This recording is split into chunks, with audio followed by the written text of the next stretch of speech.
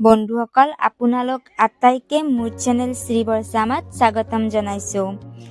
তো বন্ধুসকল আজিৰ বিষয়বস্তু হৈছে মগধ ৰাজ্যৰ ৰজা জৰাসনৰ ওপৰত।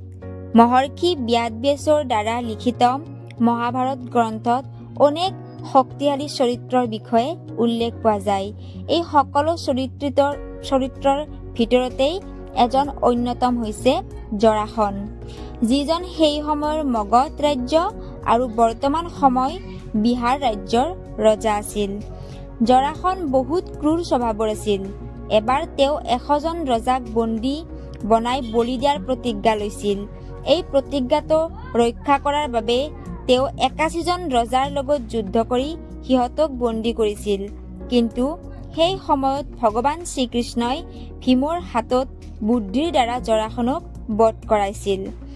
জৰাসন মথুৰাৰ ৰজা কংসৰ মিত্ৰ আৰু শহুৰেক আছিল। জৰাসনে নিজৰ 2গৰাকী কন্যাৰ বিবাহ কংসৰ লগত কৰাইছিল। সেইবাবে জৰাসনে কংসৰ মৃত্যুৰ প্ৰতিশোধ লোৱাৰ বাবে 17বাৰ মথুৰাত আক্ৰমণ কৰিছিল, কিন্তু প্ৰত্যেকবাৰ পৰাজয় হৈছিল। শিশুপাল জৰাসনৰ সেনাপতি আছিল। জৰাসনে চক্ৰৱৰ্তী ৰজা হোৱাৰ লালসাত 100জন ৰজাক বধ কৰাৰ প্ৰতিজ্ঞা লৈছিল। বন্ধুসকল, ইমান ক্ৰূৰ ৰজা জৰাসনৰ জন্ম কেনেকৈ হৈছিল আহকচোন সেই বিষয়ে জানো।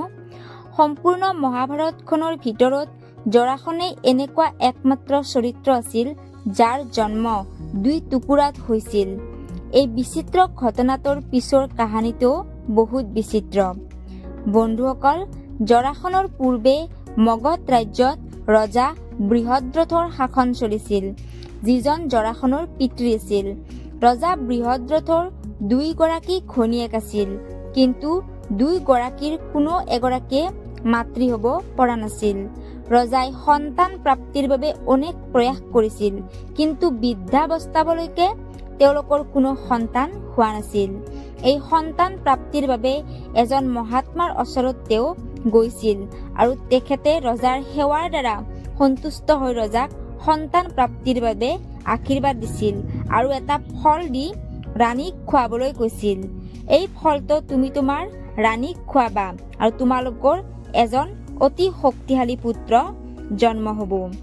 ৰজাই অতি আনন্দৰে ফলটো লৈ ৰাজমহলত আহিছিল আৰু 2গৰাকী ৰাণীকে আধা আধা ফল খাবলৈ দিলে আৰু 2গৰাকী ৰাণীয়ে গৰ্ভধাৰণ কৰিলে আৰু 2 টুকুৰা শিশুক জন্ম দিলে।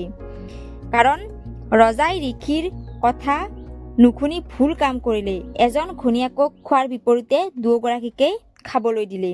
এনেকুৱা বিচিত্ৰ সন্তান দেখি 2গৰাকী ৰাণীয়ে ভয় খাইছিল আৰু তেওঁলোকে 2 টুকুৰা সন্তান ৰাজমহলৰ বাহিৰত পেলাই দিছিল।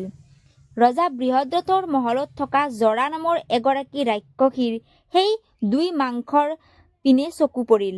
তাই মাংস 2 পিচ দেখি বহুত আনন্দিত হ'ল আৰু ভাবিলে এই 2 টুকুৰা মাংস বহুত সোৱাদৰ হ'ব।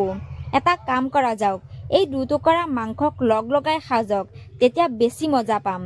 এইবুলি ৰাক্ষসী জৰাই 2 টুকুৰা মাংস লগাই দিলে আৰু লগালগ তাৰ পৰা এটা সম্পূৰ্ণ শিশুৰ ৰূপ ল'লে।